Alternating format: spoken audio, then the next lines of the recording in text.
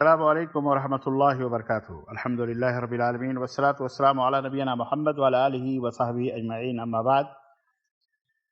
پیارے مسلمان بھائیوں اور بہنوں، رمضان المبارک کا یہ بابرکت مہینہ اب جلد سے جلد ہم سے رخصت ہونے والا ہے۔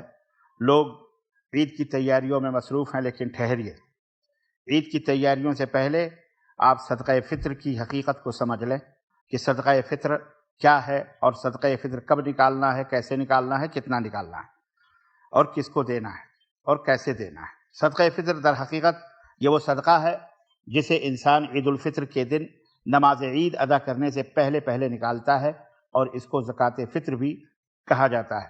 صدقہ فطر جس سن 2 ہجری میں رمضان المبارک کے روزے فرض ہوئے، اسی کے ساتھ ساتھ صدقہ فطر بھی سن 2 ہجری میں ہمارے اوپر فرض ہوا۔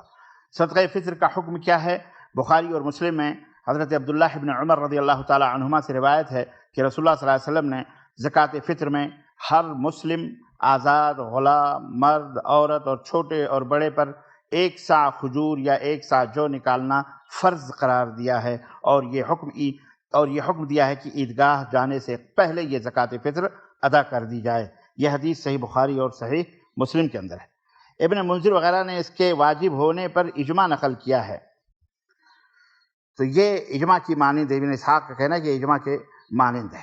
تو دوستو اور بھائیو، یہ طعمۃ للمساکین ہے، مسکینوں اور غریبوں کے لیے کھانا ہے، اور طہرۃ للصائمین، اور روزے کے اندر جو کہیں بھول چوک ہو جاتی ہے کمی بیشی، تو یہ صدقہ فطر ادا کرنے سے وہ بھول چوک کی کمی اس سے پوری ہو جاتی ہے۔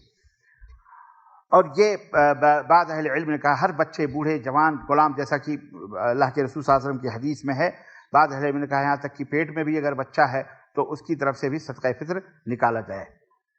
ٹھیک ہے، ہر مالدار مسلم، چھوٹے بڑے، مرد عورت، سب کے اوپر یہ واجب ہے۔ اور مالدار سے مراد ہر وہ شخص ہے جس کے پاس عید کی رات اپنے اور اپنے اہل و عیال کے کھانے کے علاوہ 1 صاع کی مقدار میں زائد غلہ موجود ہو۔ 1 صاع کیا ہوتا ہے ابھی میں تھوڑی دیر میں آپ کو بتاتا ہوں۔ اور صدقہ فطر کی حکمت اللہ کے رسول صلی اللہ علیہ وسلم نے یہی بتائی ہے کہ گندی اور لغو باتوں سے نفس کی طہارت کی خاطر اور مسکینوں کے لیے رزق اور صدقے کو مشروع قرار دیا گیا ہے۔ یہ ابن ماجہ اور ابو داؤد کے اندر یہ حدیث موجود ہے۔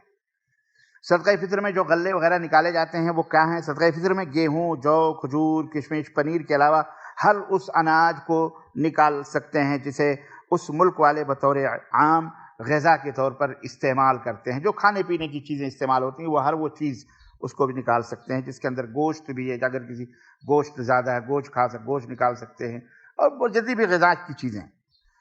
اور صدقہ فطر کی مقدار جیسا کہ بتایا ہم نے کہ نبی صلی اللہ علیہ وسلم نے 1 صاع غلہ واجب قرار دیا ہے، اور 1 صاع جو ہوتا ہے وہ 4 مد کا ہوتا ہے، اور 4 مد تقریباً ہمارے اس دور میں کلو گرام کے حساب سے 2.5 کلو گرام، 2.25 کلو گرام یعنی سے ہوتا ہے، اور برابر ہوتا ہے، یعنی تقریباً 3 کلو سمجھ لو، زیادہ ہو جائے تو کوئی حرج نہیں، 3 کلو غلہ یا 2.5 کلو، 2.25 کلو غلہ نکالے۔